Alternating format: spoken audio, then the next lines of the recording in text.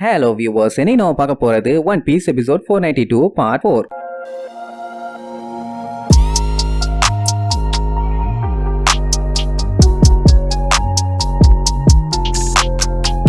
Open பண்ணா கொமட்சுவும் நமியும் கத்திட்டு இருக்காங்க. எங்களை இறக்கி விடுங்கன்னு. அந்த கோலாஸ் தான் அவங்கள தூக்கிட்டு வந்திருக்கு. அந்த கொமட்சுக்கு இவங்களை தூக்கிட்டு வந்துருச்சுன்னு கவலையெல்லாம் இல்ல. அந்த மல்டி ஃப்ரூட்டை பார்த்த உடனே வாயை பொழந்துடுவான். ஏன்னா வாழ்க்கையில முதல்ல இந்த அதிசயத்தை பாக்குறானாமா. கேள்விப்பட்டிருக்கான், ஆனா பாக்குறது இதுதான் ஃபர்ஸ்ட் டைம். இதோட டேஸ்ட் இல்லன்னா வாழ்க்கையே வேஸ்ட். இவன் அதோட பிளேவரை எப்படியாச்சும் கொண்டு வந்துடலாமான்னு பயங்கரமா குக்கிங் எல்லாம் பண்ணி பார்த்தான். ஆனா எதுவுமே வரலையாமா. இப்படி அதை பத்தி பேசிட்டு இருந்தவன நமி கத்துவா. ஏன்டா தீவெட்டி தீனி பண்றாங்களா? இந்த நிலைமையில இதெல்லாம் தேவையாடான்னு. அப்ப பின்னாடி இருந்து ஏதோ வித்தியாசமான சவுண்டு. என்னடான்னு திரும்பி பார்த்தா பெரிய சைஸ்ல பல்கா ஒரு கோலா வந்து நின்னுட்டு இருக்குது. சொல்ல போனா இதுதான் இவங்க எல்லாத்துக்குமே தலைவன். நமி அதை பார்த்து பயந்து தொண்டையிலேயே கத்துவால. அந்த சவுண்டு இவங்களுக்கு கேட்டுரும். மெயினா நம்ம சஞ்சிக்கு இவ்வளவு நேரம் நார்மல் ஸ்பீட்ல வந்தவன் நமியோட வாய்ஸ கேட்டவனே 90 மைல் வேகத்துல சும்மா பீச்சுக்கிட்டு ஓடுவான். வந்தவன் நமி நான் வந்துட்டேன்னு செம்மையா ஒரு லேண்டிங்க கொடுப்பான். பார்த்தா முன்னாடி ஏகப்பட்ட கோலாஸ் நின்னுட்டு இருக்குங்க. சரி ரைட், ஒரு வழியா கண்டுபிடிச்சு வந்துட்டாங்க. ஆனா இவங்க ரெண்டு பேரும் எங்க இருப்பாங்க தெரியுமா? அந்த பெரிய சைஸ் மசில் பாடியோட கோலா ஒண்ணு வந்துச்சுல்ல,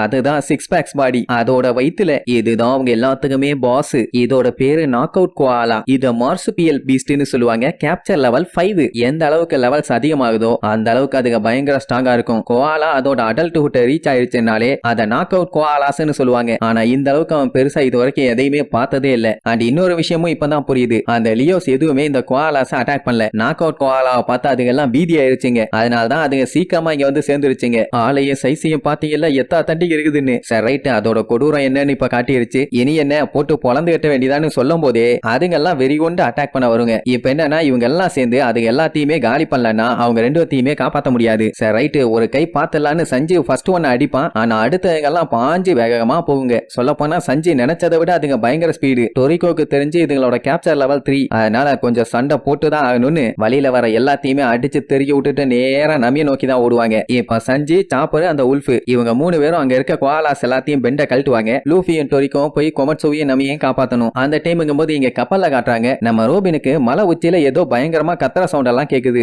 எல்லாம் அந்த கோலாஸ் கத்துற சவுண்ட் தான். சோ நம்ம பிராங்கி என்ன சொல்லுவான், இங்க இதே இடத்துல வெயிட் பண்ணி ஒன்னும் நடக்க போறது இல்ல. சோ பேசாம கப்பல் எடுத்துட்டு அந்த ஐலாண்டுக்கு அந்த பக்கமா போவோம். ஏதாச்சும் கிடைச்சதுன்னா சாப்பிட்டு இருக்கலாம்ல. பயங்கரமா பசிக்குது வேற. இல்ல இந்த ப்ரூக்கெல்லாம் புலம்பி தள்ளிட்டு இருப்பான். ஐயோ என் எலும்பு உடஞ்சிரும் போலயே. எலும்பு உடஞ்சிருச்சுன்னா நான் என்ன பண்ணுவேன் ஏது பண்ணுவேன்னு. அப்படியே கட் பண்ணா இங்க டொரிக்கும் அந்த பாஸ் கோலாவை அட்டாக் பண்ண பாஞ்சு போவான். ஆனா அதுக்குள்ள ஒரே அடி அடிச்சு அவனை கவுத்திரும். சரியான அடி. சரி ரைட்னு லூஃபி ஒரு சைடு பாஞ்சு அடிக்க போனா அது அவனுக்கு முன்னாடி ரொட்டேஷனை போட்டு ஒரு மிதியை விட்டு தெரிய விட்டுரும். அதாவது இவங்களை விட அது பயங்கர ஃபாஸ்டா இருக்குது. என்ன பண்ணலான்னு பாத்துக்கிட்டு இருக்கும் போதே பாஞ்சு வந்து வேற அட்டாக் பண்ணுமா. நல்ல வேலை ஜஸ்ட்ல எஸ்கேப் ஆயிடுவானுங்க. லூஃபி இருந்துகிட்டு நமிய குர்ரான்னு சொல்லி கத்திட்டு இருப்பான். ஆனா அந்த டொரிக்கோ அந்த மல்டி ஃப்ரூட்டை கூடுன்னு சொல்லி கத்திட்டு இருப்பான். கொமட்சு பார்த்துட்டு ஆட வீணா போன விளங்காம போன வெட்டிப்பாயில, அப்ப எங்களை காப்பாத்த நீ வரலையாடா, ஏன்டா அப்படி பண்றேன்னு புலம்பி தள்ளிட்டு இருப்பான். அந்த டைம் அந்த கோலா பாஞ்சு இவனுங்களை போட்டு அடின்னு அடிச்சு துவச்சு தள்ளும். இவங்களும் மாத்தி எஸ்கேப் ஆயிட்டே இருப்பாங்க. ஒரு டைம் டொரிக்கோவை அடிக்க வரும்போது அவன் அந்த அட்டாக்கை தடுத்து அப்படியே டைவர்ட் பண்ணி விடுவான். சொல்ல போனா அது வேற லெவல்ல ஸ்ட்ராங்கா இருக்கு. லூஃபி அதெல்லாம் மேட்டரே கிடையாது, நான் பாத்துக்கிறேன்னு பாஞ்சு குத்த போவான். பொசுக்குன்னு நம்மளால ரெண்டு பேத்தையுமே மூஞ்சி முன்னாடி காட்டிடுமா. அவனால அடிக்க முடியல. அந்த கேப்பை யூஸ் பண்ணி அவனுக்கு ஒரு அடி. அது ஃபாஸ்டா மட்டும் அட்டாக் பண்ணல, புத்திசாலித்தனமாவும் அட்டாக் பண்ணுது. இங்க லூஃபி காண்டாயிருவான். எவ்வளவு தைரியம் இருந்தா நீ நமியும் கொமட்சுவையும் ஷீல்டா யூஸ் பண்ணி எங்களை அட்டாக் பண்ணுவேன், உன்னை தூக்கி போட்டு தொண்டையிலேயே மிதிக்காம விட மாட்டேன்னு. அந்த டைம் அது என்ன பண்ணும், அந்த செடியை புடிச்சா அப்படியே சுத்துன்னு வேகமா சுத்துமா.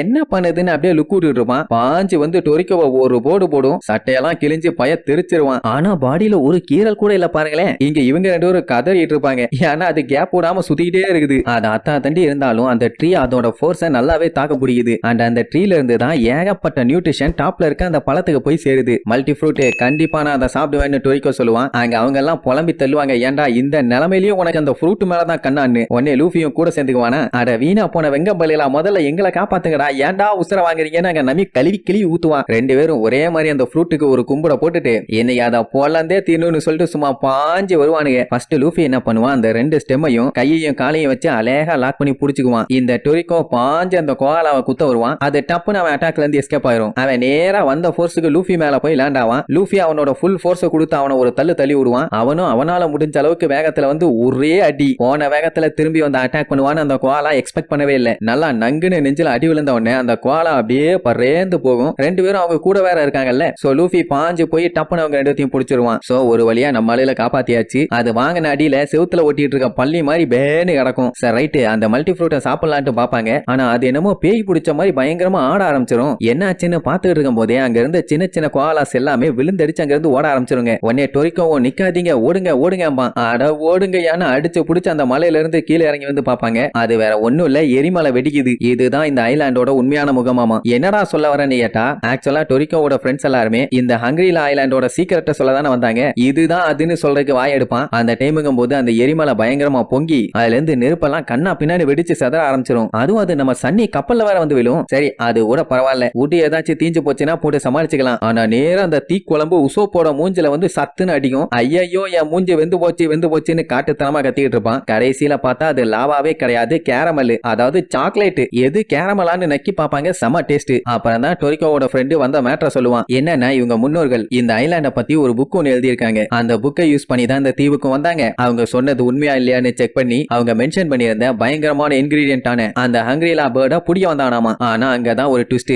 இவன் தேடி வந்த அந்த ஃபேண்டம் இன்கிரீடியன்ட் வந்து அந்த ஹங்கிரிலா பேர்டே கிடையாது. என்ன பஞ்சாயத்துனா அவங்க லெட்டர்ஸ்ல பேர்டும் ஐலாண்டும் கிட்டத்தட்ட சிமிலரா இருந்த மாதிரி தான் இருக்கும். சோ அதை மாத்தி எழுதும் போது அவங்க தப்பா மென்ஷன் பண்ணியிருக்காங்க. அதை நம்பி நம்ம பையன் இவ்வளவு தூரம் வந்துட்டான். அப்படின்னா அந்த ஃபேண்டம் இன்கிரீடியன்ட் அந்த பேர்டு இல்லையா இந்த ஐலாண்டான ஷாக் ஆயிருவான். என்ன இருந்தாலும் அந்த பேர்டை தான் நம்ம பையன் ஈஸியா நாக் அவுட் பண்ணிட்டானுங்களே. மொத்தத்துல இவங்க தேடி வந்த இன்கிரீடியன்ட்டே இந்த ஐலாண்டு தான். அப்ப அந்த மல்டி ஃப்ரூட் எரிமலையில திருச்சு மறுபடியும் மேல வந்து சொத்துன்னு அங்க இருக்க சாக்லேட்ல விழும். அப்புறம் தான் டாப் ஃப்ளோர்ல காட்டுறாங்க இந்த ஐலாண்டே ஒரு சாப்பாடு தான். டாப் ஆங்கிள் இருந்து பார்க்கவே வேற லெவல்ல இருக்கும். இங்க இவங்க எல்லாம் வந்து பார்த்துட்டு பயங்கரமா ஷாக் ஆயிருவாங்க. என்ன உள்ள இருந்து ஒரே கிரீமா வருதுன்னு. இப்ப தெரிஞ்சு போச்சு இவங்களுக்கு ஏன் நம்மளுக்கு உள்ள போனவங்க இன்னும் திரும்பி வரலன்னு. பின்ன திங்கிற ஐட்டமா வந்தா எப்படி வருவாங்க? மெயினா லூஃபி வருவானா? அப்படியே கட் பண்ணா டொரிக்கோவும் நம்ம லூஃபியும் அந்த மல்டி ஃப்ரூட்டை சாப்பிட்டு பாப்பானுங்க. பயங்கரமான டேஸ்ட். சொல்ல போனா இதுதான் fruit parlour of the earth. வேற மாதிரின்னு சொல்லி சாப்பிட ஆரம்பிப்பானுங்க.